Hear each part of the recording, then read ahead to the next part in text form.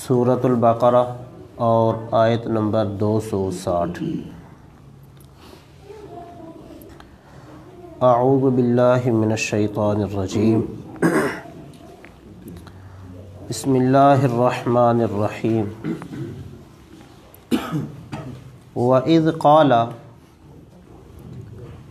اور جب کہا ابراہیم علیہ السلام نے، ربی، اے میرے پروردگار، ارینی، دکھا تو مجھے، کیفا، کیسے، تحیی، تو زندہ کرے گا، الموتا، مردوں کو۔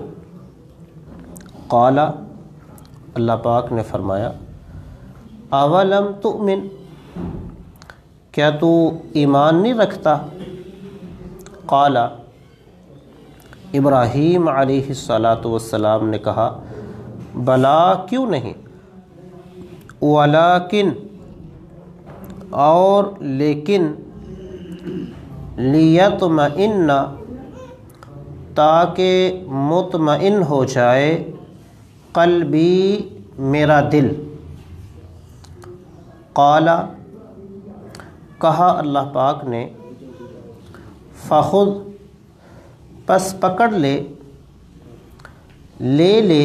اربعۃ، 4 من الطیر، پرندے، فصرہن، پہاڑ پر، منہن، ان میں سے، جزءاً، ٹکڑے، ثم، پھر، ادعوہن، بلا ان کو، یأتینک، آئیں گے وہ تیرے پاس، سعیا، دوڑتے ہوئے، وعلم، اور تو جان لے، ان اللہ، بے شک اللہ تعالی، عزیز، سب پہ غالب ہے، حکیم، کمال حکمت والا ہے۔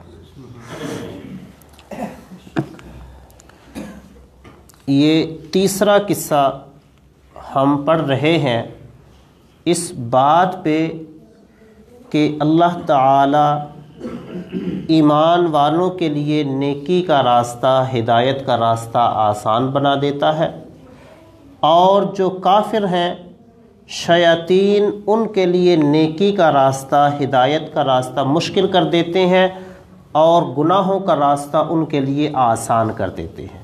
اس بنیاد پہ 3 واقعے، تیسرا واقعہ آج ہم پڑھ رہے ہیں۔ حضرت ابراہیم علیہ السلام نے ایک دن اللہ تعالیٰ کے سامنے التجا کی، دعا کی کہ اے اللہ، مجھے دکھا تو مردوں کو کیسے زندہ کرے گا۔ ایک اور بات یہاں پہ ذہن میں رکھے کہ یہ جو آیت کریمہ ہے، اس کا تعلق پیچھے والی آیت کے ساتھ بھی ہے۔ 2 اعتبار سے تعلق، ایک تو تعلق یہی ہے کہ تاکہ پتہ چل جائے کہ اللہ تعالیٰ کیسے ایمان والوں کو نیکی کا راستہ دکھاتے ہیں، ان کے لیے جو ہے ہدایت کا راستہ آسان بنا دیتے ہیں۔ دوسرا تعلق یہ ہے کہ پیچھے والا جو واقعہ ہم نے پڑھا حضرت عزیر علیہ السلام کا،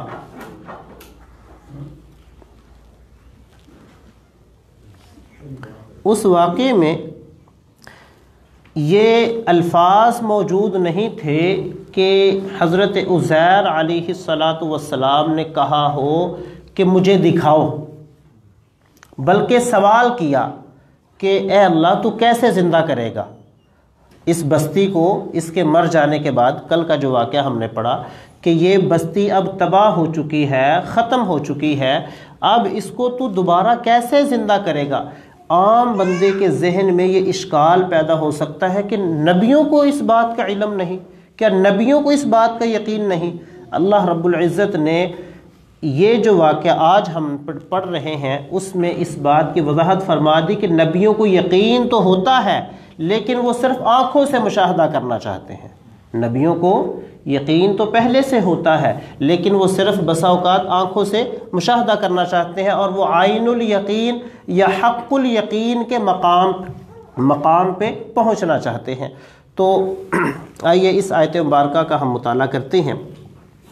فرمایا وَإِذْ قَالَ، اور جب کہا، وَإِذْ قَالَ، اور جب کہا ابراہیم ابراہیم علیہ السلام نے، ربی اے میرے پروردگار، ارینی تو مجھے دکھا، کیف تحیی الموتیٰ، کیسے تو زندہ کرے گا مردوں کو، میں وہ کیفیت دیکھنا چاہتا ہوں، میں اپنی آنکھوں کے سامنے یہ سارا واقعہ دیکھنا چاہتا ہوں کہ تو مردوں کو کیسے زندہ کرے گا، کیفا کیسے، تحیی تو زندہ کرے گا، الموتیٰ مردوں کو۔ قال، اللہ پاک نے فرمایا اولم تؤمن، کیا تو یقین نہیں رکھتا اس بات پہ کہ میں زندہ کر سکتا ہوں؟ یہ سوال اللہ پاک نے اسی لیے کیا تاکہ عام بندے کے ذہن میں جو اشکال پیدا ہوتا ہے وہ دور ہو جائے۔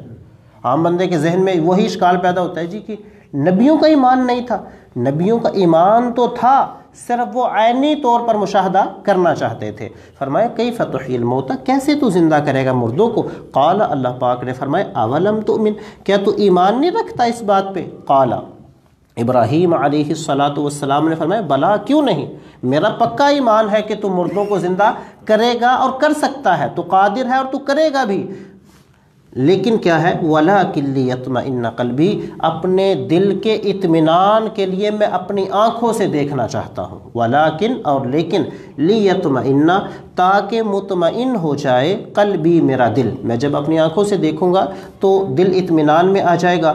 نسائی شریف کی حدیث ہے، کل بھی یہ بات میں عرض کر رہا تھا، نبی پاک صلی اللہ علیہ وسلم نے فرمایا کہ ایک بندے کو علم ہو اور دوسرے بندے نے آنکھوں سے دیکھا ہو، دونوں کا ایمان ایک جیسا نہیں ہوتا کسی بھی بات پہ، کوئی بھی چیز دنیاوی اعتبار سے ہو، دینی اعتبار سے ہو، ایک چیز کا علم ہو، دوسرا بندہ وہ ہے جس نے دیکھا ہو، تو دونوں کے ایمان میں، دونوں کے یقین میں فرق ہوتا ہے۔ تو اسی فرق کو ختم کرنے کے لیے حضرت ابراہیم علیہ السلام کہنے لگے وَلَٰكِن لِيَطْمَئِنَّ قَلْبِي، میں صرف اس لیے دیکھنا چاہتا ہوں تاکہ مطمئن ہو جائے میرا دل۔ قال، اللہ پاک نے فرمایا ٹھیک ہے، فَخُذْ أَرْبَعَةً، اب ایسا کرو 4 پرندے پالو، 4 پرندے۔ وہ 4 پرندے کون سے تھے؟ مفسرین نے مختلف لکھے ہیں، اور صحیح بات یہی ہے کہ ان کی ہمیں ضرورت ہی نہیں ہے کہ وہ کون سے پرندے ہیں، کوئی سے بھی پرندے ہو سکتے ہیں، کیونکہ ہمارا مقصد اس آیت مبارکہ سے یہ سمجھنا ہے کہ اللہ تعالی ہر چیز پہ قادر ہے اور اللہ تعالیٰ اپنے بندوں کو کیسے ہدایت کی طرف لے کے جاتا ہے، یہ ہمارا مقصود ہے۔ فرمایا فَخُذْ، پس پکڑ لو، 4 4 من الطیر، پرندے، 4 پرندوں کو پالو، پھر کیا کرو، فَصُرْهُنَّ إِلَيْكَ، ان کو اپنی طرف مانوس کرو، ان کو جس کو ہم اپنی زبان میں کہتے ہیں ہلا لو، کہ وہ تمہیں پہچانے اور تم ان کو پہچانو۔ فَصُرْهُنَّ إِلَيْكَ، پس مانوس کر لو ان کو، الیک اپنی طرف۔ یہ مانوس کرنے کی وجہ کیا ہے؟ امام جو شاہ ولی اللہ محدث دہلوی رحمہ اللہ نے لکھا ہے کہ مانوس کرنے کی وجہ یہ ہے کہ تاکہ مانوس میں یہ ہوتا ہے کہ پرندے کو بھی مالک کا پتہ ہوتا ہے اور مالک کو بھی پرندے کی پہچان ہوتی ہے کہ یہ وہی پرندہ ہے۔ ایسا نہ ہو کہ تم گوشت کے ٹکڑے تو تم پہاڑوں پہ رکھو، وہ پرندے تمہارے پاس آئے، تمہارے ذہن میں پھر یہی ہو کہ یار ہو سکتا ہے وہ کدھر ہو اڑ کے ہو کوئی آگے ہو، کوئی اور پرندے نہ آ جائیں، لیکن جب وہ تمہارے پاس رہیں گے، وہ تمہارے ساتھ اور تم ان کے ساتھ مانوس ہو جاؤ گے، تمہیں ان کی پہچان ہوگی، ان کو تمہاری پہچان ہوگی، تو پھر تمہارا دل پورے طریقے سے مطمئن ہو جائے گا۔ تو یہ وجہ تھی، اس لیے فرمایا فَصُرْهُنَّ إِلَيْكَ، کہ تم مانوس کر لو ان کو، پال لو، ہلا لو تم ان کو، إِلَيْكَ اپنی طرف۔ پھر کیا کرو، ثُمَّ جَعَلَ عَلَى كُلِّ جَبَلٍ، ان کو ذبح کرو، ذبح کرنے کے بعد پھر ان کے ٹکڑے، جو ان کا گوشت ہے، ان کو پہاڑوں پہ رکھو، جو قریبی پہاڑ ہے تمہارے، ان پہاڑوں پہ جو ہے نا، مختلف پہاڑوں پہ جو ہے نا، ان گوشت کے ٹکڑوں کو جو ہے نا وہ رکھ دو۔ ثم پھر اجعل، تم رکھ دو، علی کل جبل، ہر پہاڑ پر۔ اب یہاں پہ ایک بڑی توجہ طلب بات کہ کل کا لفظ اللہ رب العزت نے یہاں پہ استعمال کیا۔ کل کا مطلب ہوتا ہے سارے، عمومی طور پر یہ معنی کیا جاتا ہے، کل کا مطلب ہوتا ہے سارے، حالانکہ ہر جگہ سارے معنی نہیں ہوتا۔ یہاں پہ اگر ہم معنی کریں سارے تو کیا معنی بنے گا، پوری دنیا کے پہاڑوں پہ رکھو، حالانکہ یہ ممکن ہے، یہ ممکن ہی نہیں ہے۔ تو یہاں پہ سارے کا مطلب ہے جو آپ کے قریبی پہاڑ ہیں، وہ 2 تھے، 3 تھے، 4 تھے. یہاں بھی مفسرین نے مختلف اقوال لکھے ہیں کہ وہ 4 تھے، وہ 5 تھے، وہ 3 تھے، لیکن ہمیں ان سے بھی کوئی غرض نہیں ہے، وہ جتنے بھی پہاڑ تھے. فرمایا ثم اجعل، پھر آپ رکھو علی کل جبل، ہر پہاڑ پر منہن، ان میں سے یعنی ان پرندوں کے گوشت میں سے، جزءاً ٹکڑے. ثم ادعوہن، پھر درمیان میں کھڑے ہو کر ادعوہن، ان کو آواز دو، ان پرندوں کو بلاؤ، آواز دو ان کو. کیونکہ جب بندہ پرندے کو، کسی بھی جانور کو اپنے پاس پالتا ہے نا، تو عموماً اس کا پھر اپنی خوشی سے کوئی نہ کوئی نام بھی رکھ لیتا ہے. ایک بات تو یہ ہے. دوسرا معنی یہ ہو سکتا ہے کہ وہ مختلف چونکہ پرندے تھے، تو مور تھا یا کبوتر تھا، جو بھی تھے، اس نام سے ان کو پکارو. ثم ادعوہن، پھر بلاؤ تم ان کو، یأتینک سعیا، وہ دوڑتے ہوئے آئیں گے تیرے پاس. یأتینک، آئیں گے وہ کا تیرے پاس، سعیا، دوڑتے ہوئے. حضرت ابراہیم علیہ السلام نے ایسے ہی کیا، 4 پرندے لیے، ان کو پالا، ان کو اپنے ساتھ مانوس کیا، اور پھر ان کو ذبح کر کے ان کے مختلف پہاڑوں پہ جو ہے نا رکھ دیا، اور پھر بلایا، اور وہ اللہ کے حکم سے سارے کے سارے پرندے، کوئی گوشت کا ٹکڑا ادھر سے اڑا، کوئی ادھر سے اڑا، اور اس طرح آپس میں جڑ کر جو ہے نا پورے پرندے بن کر حضرت ابراہیم علیہ السلام کے سامنے کھڑے ہوئے. تو یہ بات واضح ہو گئی، وَعْلَمْ أَنَّ اللَّهَ عَزِيزٌ حَكِيمٌ، کہ اللہ تعالیٰ جو بھی کرنا چاہتا ہے اس پہ پوری طرح قدرت رکھتا ہے. وَعْلَمْ، اور تم جان لو، ان اللہ، بے شک اللہ تعالی، عزیز، پوری طرح غالب ہے ہر چیز پہ، حکیم، حکمتوں والا ہے.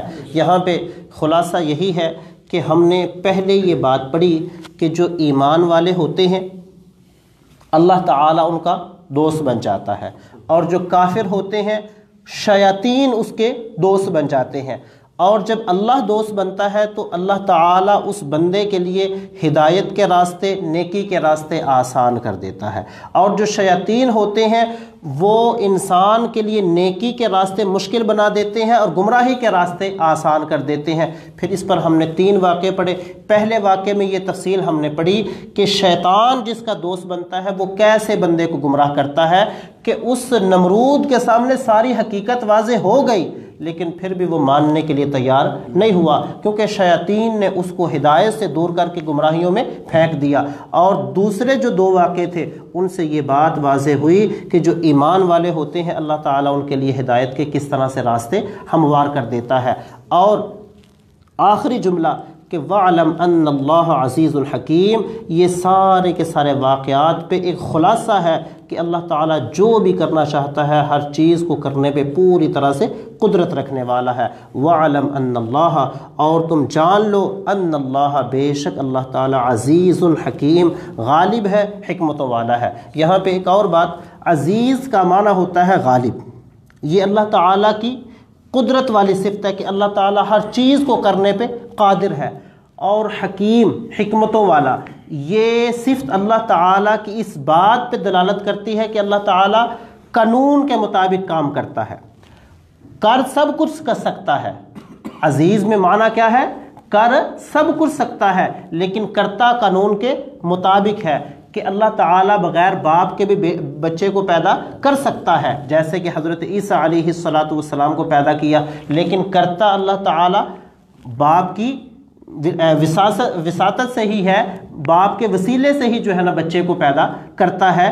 تو اللہ تعالیٰ کی قدرت پہ بھی ہمیں ایمان رکھنا چاہیے، اور اللہ کے قانون پہ بھی ہمیں ایمان رکھنا چاہیے. قدرت بھی ہے اور قانون بھی ہے. ہمیں اللہ کی قدرت پہ بھی ایمان رکھنا چاہیے کہ اللہ تعالیٰ سب کچھ کرنے پہ قادر ہے، لیکن یہی بات نہیں ہے کہ سب کچھ کرنے پہ قادر ہے، بلکہ قانون پہ بھی جو اللہ رب العزت نے قانون بنائے ہیں ان پہ بھی ہمارا ایمان پختہ ہونا چاہیے. یہی بات اللہ تعالیٰ نے اس جملے میں بیان فرمائی. فرمایا وَعْلَمْ، اچھی طرح جان لو، اس بات کو سمجھ لو، ان اللہ، بے شک اللہ تعالی، عزیز، پوری طرح ہر چیز پر غلبہ رکھنے والے، قدرت رکھنے والے ہیں، حکیم، کمال حکمت رکھنے والے ہیں. اللہ تعالیٰ سے دعا ہے اللہ تعالیٰ مجھے آپ کو اصلاح کی، عمل کی توفیق عطا فرمائے.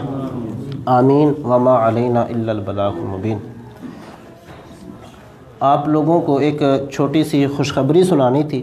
خوشخبری میں اس لیے کہہ رہا ہوں کہ چونکہ